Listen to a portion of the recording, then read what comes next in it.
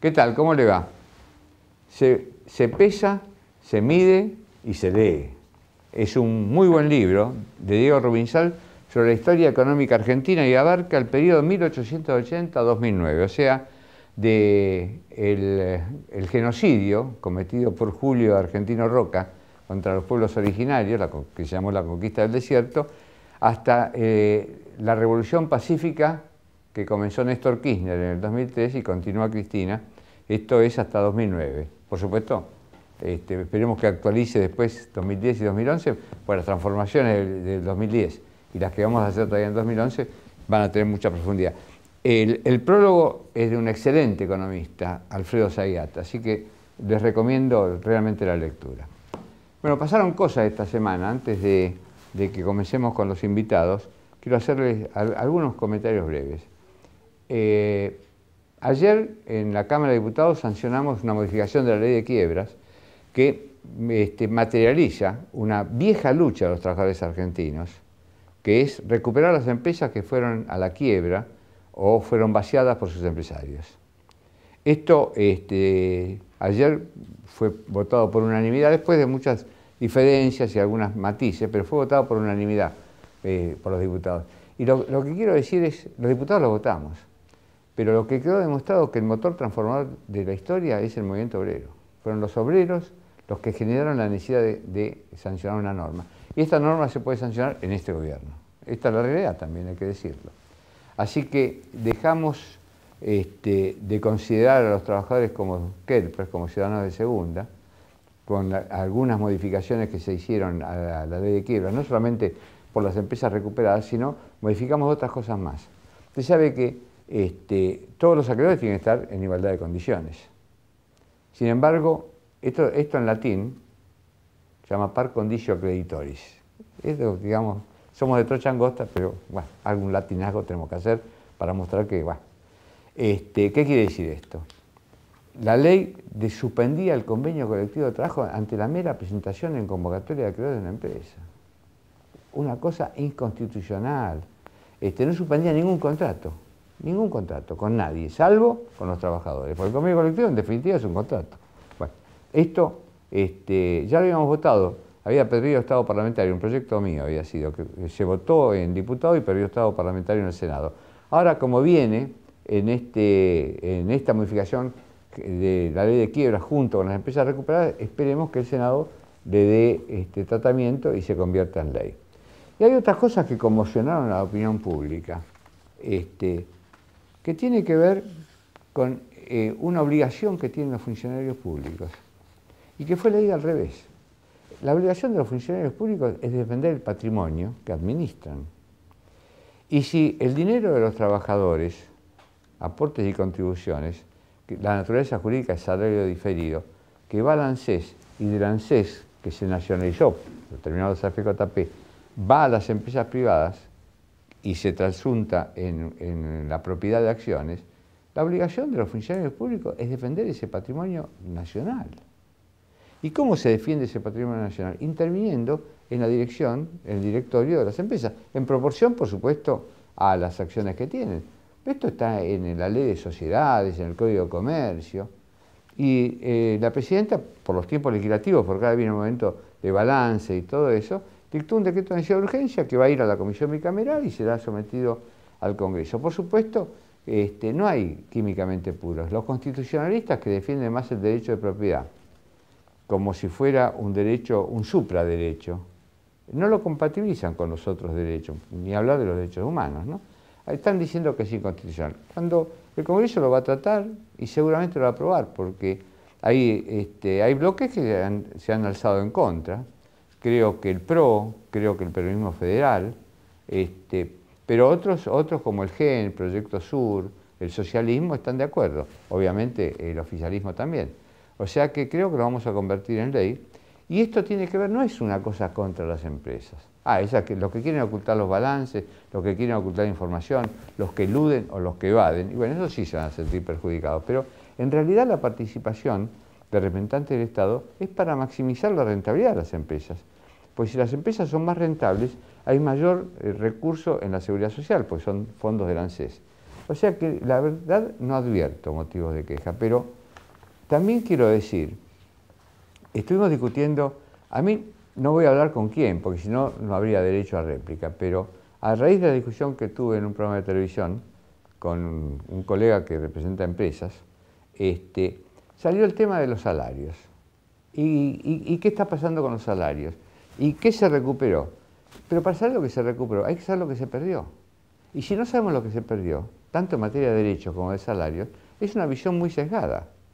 Y los trabajadores perdieron muchísimo. Y la pérdida comenzó en 1976 con la dictadura militar. A muchos no les gusta hablar de la dictadura militar, pero existió. Y existió no solamente con los 30.000 desaparecidos, que fue la cosa más trágica, no solamente con los torturados, con la apropiación de los chicos, con los detenidos, con los exiliados, la mayor parte del campo de los trabajadores, sino también con la conculcación de derechos y conquistas. La primera gran pérdida. La segunda fue el neoliberalismo, el menemismo, lo que ahora está más o menos representado por el peronismo federal. La flexibilización laboral, la precarización. Y después, la frutilla de esa década fue la ley Banelco. No solamente perversa por su contenido, por el soborno, sino también por su contenido. Y por último, cuando explota la convertibilidad, que nosotros castigamos permanentemente, mire, yo le cuento una pequeña anécdota. Yo participé en 1998 en representación del MTA en el grupo que se llamó Calafate. Y ahí discutimos, había sectores del dualdismo que consolidaban el sistema de convertibilidad inventado por Cavallo. Y a mí me pareció, esto creo que es una de las pocas veces que lo comento, dije, no, por este camino no vamos bien. Y esto informé y por eso nos fuimos a Calafate 2. Pero bueno, cuando llega el gobierno Duhalde y explota la convertibilidad, la culpa no es de Duhalde eso, pero lo que sí hay una responsabilidad es cómo se produjo la especificación asimétrica, porque ahí es la última gran pérdida de los trabajadores en el poder adquisitivo de los salarios. Licuaron los pasivos, pero licuaron el poder adquisitivo del salario, un 40% se perdió. Entonces, fíjese si hay pérdidas en la historia. Ahora, ¿quiénes se beneficiaron con la especificación asimétrica? Te puedo leer algunos datos, en miles de millones. PECOM Argentina, 344 millones de dólares. YPF, 306. Loma Negra, 223. Telecom, 218 millones de dólares. Lo repito porque si no se diluye. Compañía Argentina de Combustibles, 188 millones. SOCMA Americana, no es contra Macri, estoy citando, 173 millones de dólares. Mire si Arcor, 150 millones de dólares. Clarín, 95 millones de dólares. Ah, pucha, eso lo pagamos los argentinos.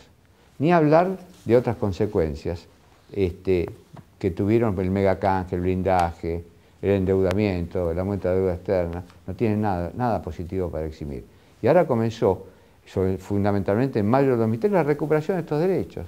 Pero todavía estamos lejos fíjese, del año 1974, cuando la diferencia entre el 10% más rico y el 10% más pobre de nuestro pueblo eran 12 veces. Llegamos a 28, ahora estaremos en 17, 18, pero no estamos todavía en los 12, la diferencia de 12 veces. Uno quisiera cortarla a 5, como los países más avanzados del mundo, los países nórdicos, por ejemplo, porque eso tiene que ver con la igualdad. Y la igualdad tiene que ver con la inclusión social, la igualdad tiene que ver con la seguridad. Así que por eso me encanta la frase de Cristina cuando dice, no quiero empresarios buenos, quiero empresarios inteligentes. Si hay mayor distribución de la riqueza, hay mayor igualdad y hay mayor seguridad. Ahora sí, señor director, después de esta lata, vamos al latero. Perdón, a los invitados.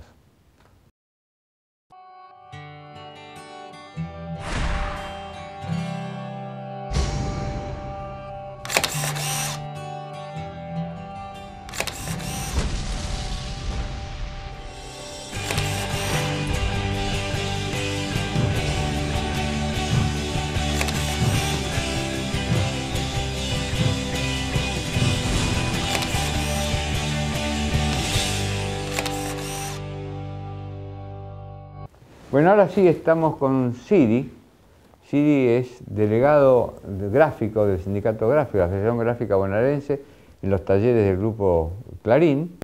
Y voy a hacer una pequeña introducción, Siri, a ver si nos ponemos, porque digamos, los conflictos con el Grupo Clarín y la libertad sindical son de vieja data, no son recientes.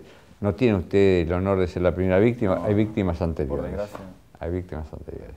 Entonces yo recuerdo, por ejemplo, la lucha de José Carbonelli, cuando se privatiza mal, Canal 13, recuerdo los 117 despidos de los trabajadores de prensa, toda la comisión interna entre los 117, encabezada por Ana Alé, una gran compañera fallecida. Y yo tuve el honor de compartir con el doctor Ángel Di Paola la defensa jurídica y judicial de los compañeros. Continuó con los gráficos en el 2004, se sumó con los trabajadores de prensa en el 2008, que fueron despedidos, no fueron reinstalados, a pesar de que la justicia en un fallo endeble de la Sala Octava, la Cámara de Apelaciones del Trabajo, con votos de doctores Morando y Catardo, les dice a Clarín: reincorpore a los delegados en el plazo de 5 días, y no pagaré, obviamente. El poder económico se da el lujo de desobedecer a la justicia. Y frente a ello, los compañeros de trabajadores de prensa recurrieron ante la Corte Suprema de Justicia de la Nación y le cuento, estamos analizando la posibilidad de que la Confederación General del Trabajo de la República Argentina, su secretario general Hugo Moyano, se presente en la Corte Suprema de Justicia de la Nación con una figura que se llama el amicus curia, o sea, el amigo del tribunal, para aportar apoyo jurídico y una expresión social también, en defensa de los compañeros y en defensa de la libertad sindical. Esto, digamos, es un pantallazo rápido de lo que está, pero me parece, si hacemos un pequeño corte acá, creo que podemos integrar la mesa con Carbonelli para comenzar la historia con la privatización de Canal 13. No, usted no se vaya, necesitamos un minuto para que entre José Carbonelli, que se ve que vino caminando desde La Quiaca.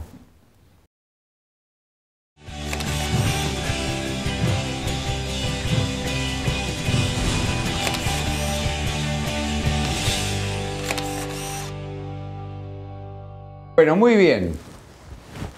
Lo tenemos, ya se lo había presentado, Luis Siri, y vino José Carbonelli, que es el más antiguo en esta lucha, en esta mesa, porque gracias por venir. Y vamos a hablar un poquito de la libertad sindical y el Grupo Clarín. Yo tenía un amigo que decía que Clarín era la corneta de la libertad, no el Clarín de la libertad. Pero bueno, ¿por qué no nos contás un poco cómo fue la lucha con la privatización del canal, con los respetos o no a los derechos de los trabajadores? Contá. Bueno, esto comienza a partir de que se cumple el pacto Menem-Clarín, donde Menem le entrega el estratégico Canal 13 a Clarín a cambio del apoyo de la campaña electoral. Esto está aprobado por las tapas de los diarios de Clarín. Bueno, cuando Menem asume el poder, la primera medida que toma nombra interventores en los canales, es decir, porque eran del Estado. Entonces, en el 11 lo nombra... 11 y 13 fueron. El 11 y el 13. Sí. En el 11 lo nombra Fernando Niembro, en ese momento estaba en el Partido Justicialista, bueno, era acorde, estaba en televisión, pero en Canal 13 lo nombra Clarín, pone directivos que totalmente, estrechamente ligados a Clarín.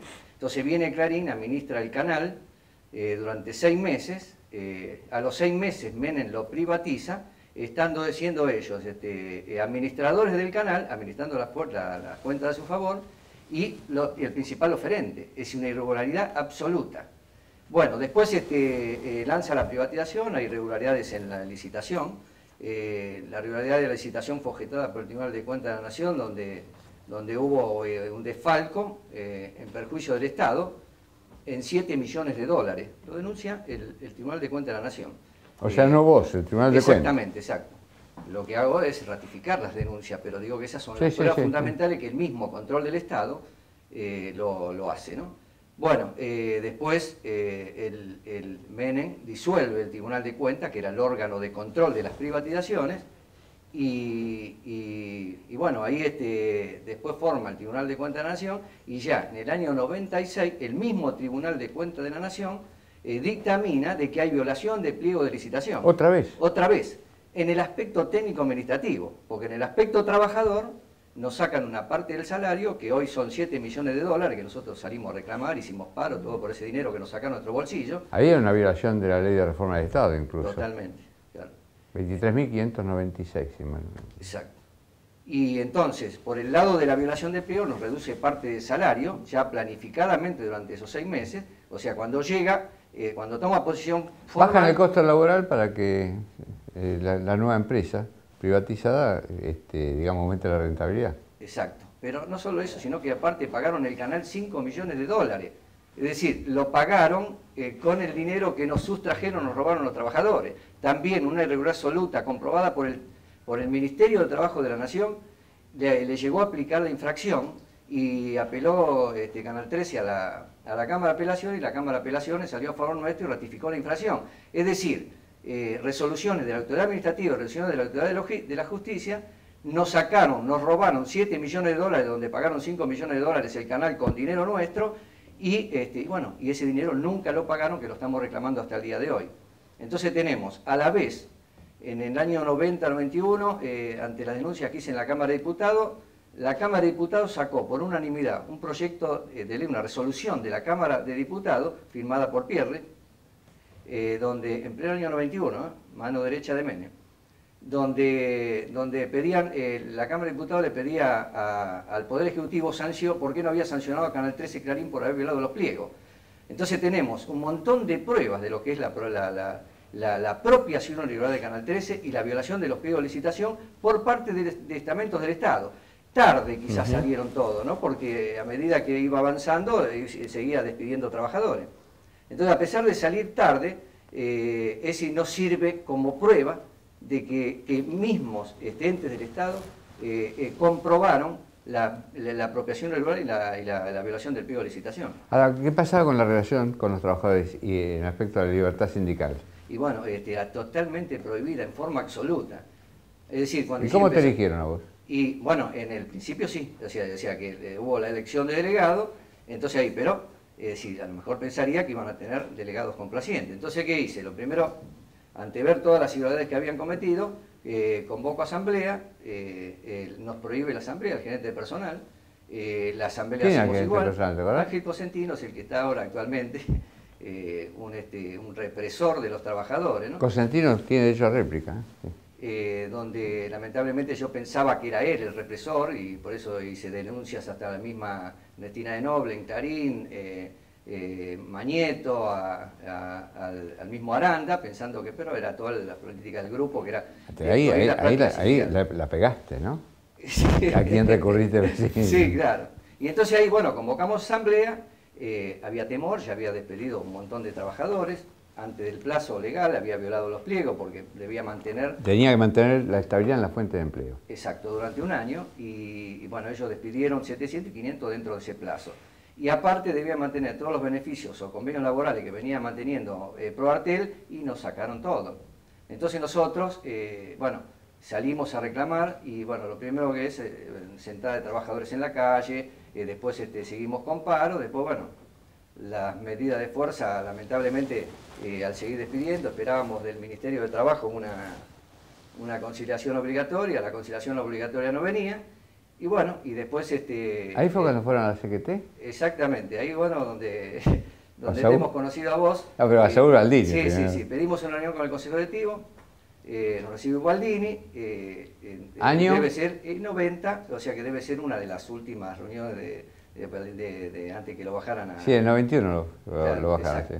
Entonces, Saúl Baldini, bueno, nos deriva al abogado de la CGT, al especialista, doctor Héctor Recalde. Está cargando. Y bueno, y aparte no te lo voy a decir acá, porque, bueno, no, voy a decir igual, no lo digas, pero tengo el orgullo de estar enfrente de una persona que tuvo una coherencia política, ideológica en los años menemistas. Pero no te traje para eso, no, seguí, porque si no... Pero quiero contar la actitud de esta, bueno, tengo que demostrar con los hechos. Lo que hubo que, bueno, los abogados nos abandonaban, porque era enfrentar a Clarín, que estaba en Canal 13, entonces, bueno, ahí en una audiencia del Ministerio de Trabajo en relaciones laborales, bueno, ahí aparece el doctor Recalde, donde nos salió a hacer esas defensas ¿Cuándo terminás el vínculo laboral con Clarín? Y bueno, en el año 97, después de varias conflictos, bueno, a pesar de tener todas estas resoluciones positivas, Sí, no dieron pelota. esto hace recordar un poco lo que pasó acá con la gráfica de Clarín, lo estamos viendo continuamente, no solo yo como delegado, sino de todos los trabajadores que despidieron, porque los despidieron de la noche a la mañana, una empresa que era un privilegio trabajar en el canal, trabajadores con 30 años de trabajo, profesionales, los mejores profesionales medios, mejores pagos y todo, y de repente transformándose esta empresa que la toma Clarín en un desastre, la represión que había, los despidos y todo lo demás. Bueno, ahí hice 3 juicios porque no nos recibía como delegado, como corría con ellos, no nos recibía como delegado, entonces los 3 juicios prácticamente los perdí, la justicia, había impunidad total, no es como ahora que por lo menos reincorporan a los delegados despedidos. Sí, con alguna variante, sí. En el caso nuestro no ocurrió ocurrió eso, no tuvimos el Ministerio de Trabajo ahora que haga hacer una elección a pesar de... Lo que pasa es que antes había una corte menemista y adicta al Poder Ejecutivo, hay que decirlo con toda claridad, y esto cambió en mayo del 2003 con el decreto 222 firmado por Néstor Kirchner, que nombró una corte que uno puede tener diferencia o no, pero una corte independiente, son juristas, son probos, y no están al servicio de ninguna corporación, esto también hay que decirlo. Vamos a dar paso ahora, saltamos del 97 al 2003, 2004. Con 2004 comienza el conflicto, ¿no? Contá un poco, Luis. Bueno, nosotros empezó el conflicto en el 2004, en realidad empieza un par de años antes, cuando nosotros veníamos denunciando violaciones del convenio colectivo. Hasta ese momento no había una persecución sindical sistemática en el taller, porque la comisión interna que venía era una comisión interna patronal, que es lo que Clarín primero hace, ¿no? Primero trata de... Amarillos. Claro, cooptar a los delegados. Bueno, en prensa, perdón, que salteamos el 2000 con los despidos de los 117, también había 2 delegados amarillos que le conestaban la actitud de Clarín frente a los compañeros de la comisión interna encabezada por Ana Lez. Sí, como los delegados que hoy están en la parte gráfica de Clarín. Ah, también tienen... Sí, el secretario general de la comisión interna es Filgueira. Pero bueno, esa es una anécdota. Entonces nosotros empezamos a hacer denuncias a partir de empezar a conformar una comisión interna nueva, que la empieza a conformar Cristian Quirós, y después viene toda una cámara de delegados que deriva en el tema del 2004, donde había violaciones de la jornada de trabajo, donde desplazaron la semana, o sea, en lugar de trabajar de lunes a viernes, nos hacían trabajar de miércoles a domingo. Con eso abarataron los costos, no pagaban horas extras, violaban el convenio, la ley, y ellos podían hacer lo que quiera. Dice que por la producción, como la producción la puede manejar la empresa según la ley, tiene disponibilidad, hacía eso. Y después, bueno, instalaron un sistema de seguridad de 27 cámaras en la zona de producción, que con eso empezaron a vigilar a la gente. ¿27 cámaras? En la zona de producción. O sea que estaban constantemente vigilados. Constantemente, sí. Esto me hace acordar a 1984 de George Orwell. Es decir, todo controlado. Sí, realmente es un hostigamiento. Sí, no puede haber, hoy por hoy, después del conflicto del 2004, que se llevó 119 despidos, incluida toda la comisión interna, no puede haber más de 2 compañeros reunidos. Si un tercero se suma... ¿Hay estado de sitio? Sí, hay estado de sitio. Si un tercero se suma, enseguida vienen 2 guardias de seguridad a decir que se dispersen, y si prosiguen con eso son Los guardias no tienen esas pistolas eléctricas, ¿no? No, son algunos... Cuando nos reinstalaron a nosotros aparecieron guardias corpulentos, un poquito más corpulentos que lo normal.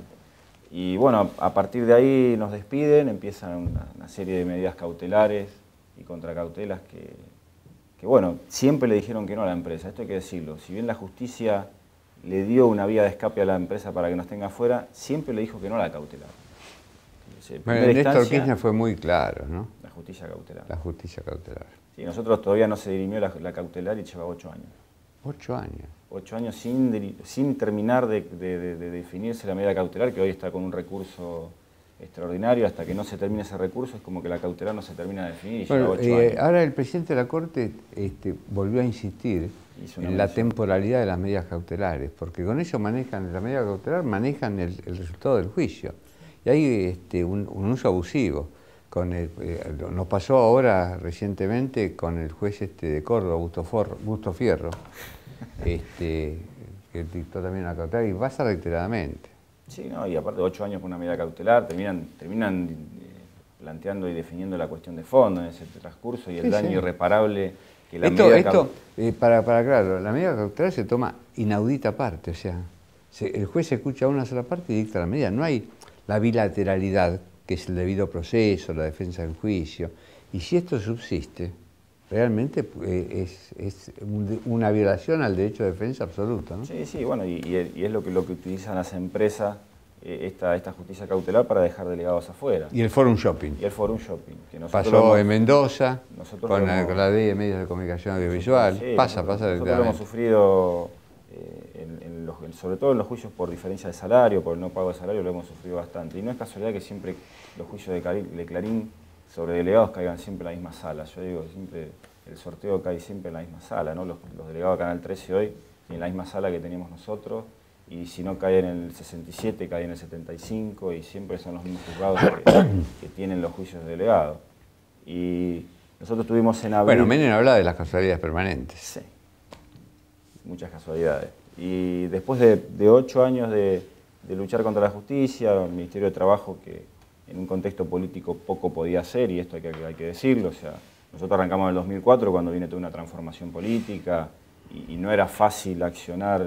No, con un 22% de los votos, y el arranque de Néstor Kirchner no fue fácil. No fue fácil. Nosotros a mí me gustó la figura que dijo cuando nombró, le dijo, ¿por qué nombró a Martín Redrado en el Banco Central? Y dijo que nombra al flaco Kunkel. Tenía razón, con todo respeto a mi querido amigo Kunkel, ¿no? No, seguro. Nosotros lo entendimos en ese momento y tratamos de llevar el conflicto de la mejor manera, sin arriesgar más puestos de trabajo, porque la gente estaba muy presionada, no había delegados adentro, tuvimos que ir formando comisión interna desde la vereda. Por suerte lo pudimos hacer y pudimos recomponer la comisión interna, que trabajaba 4 delegados afuera y el resto adentro, interactuando con la gente.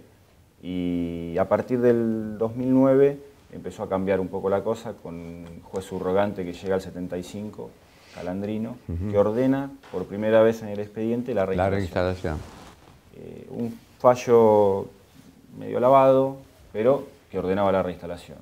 Y ese fallo fue refrendado con un muy buen fallo de la doctora Vázquez y de Gabriela Vázquez y Fera, que conformaron la sala octava. Ahora Mario Fera es presidente del Consejo de la Magistratura, así que prácticamente no está interviniendo en... Sí, no, ahora lamentablemente también se fue del expediente, porque nosotros tuvimos que recusar a los jueces de la sala octava en su momento porque dictaron un empate en una cautelar.